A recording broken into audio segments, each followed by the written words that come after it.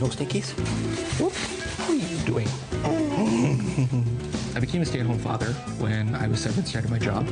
My wife and I decided that we would look and see if this was a possibility. We honestly did the cost-benefit analysis and determined what an hour a day each way into work was going to be, the cost of putting 2 kids into care, and what the toll that was on the family and on the kids. When I tell people that Brent's a stay-at-home father, I get kind of a weird reaction from folks.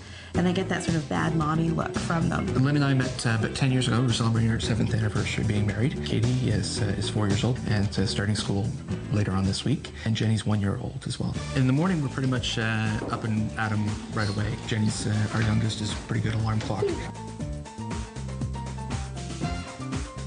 Have a good day, Daddy. Yep. Okay.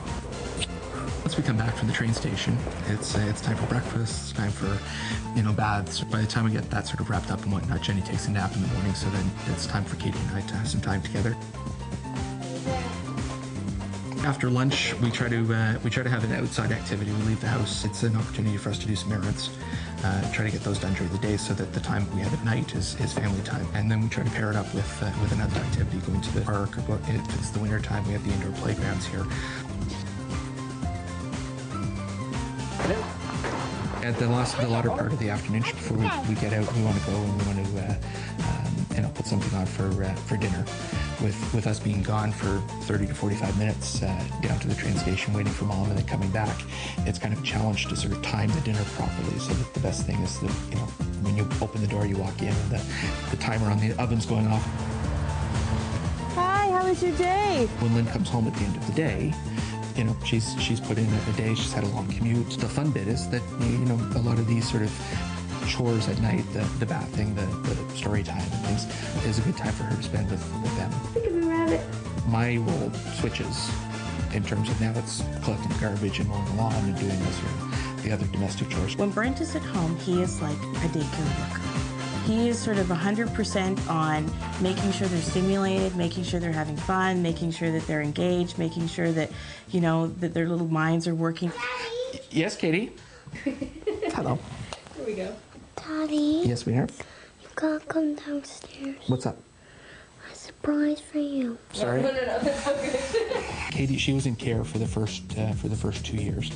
And we really felt like we were kind of missing her life. When the daycare worker says, "Oh, your daughter took her first steps today," that really kind of broke both of our hearts.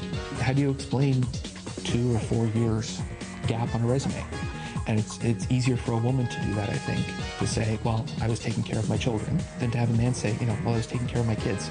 The best things about being a stay-at-home father is time with your kids. Just to watch them grow up, to help be part of their development. No. Purple? No? The worst things about being a stay-at-home dad, I think there's isolation. They're all mommy groups here, and they're maybe not as welcoming to fathers. Understand who you're marrying early. I don't think you're going to turn somebody who's a corporate raider by day into a stay-at-home dad overnight. I'm just blessed with a husband who's really great with kids, who loves being with kids, and it's not for every mom and it's not for every dad. The sense of accomplishment you have at the end of the day is huge. You did the best you can, kids are happy, you sleep soundly for another couple of hours until you gotta get up and do it all over again.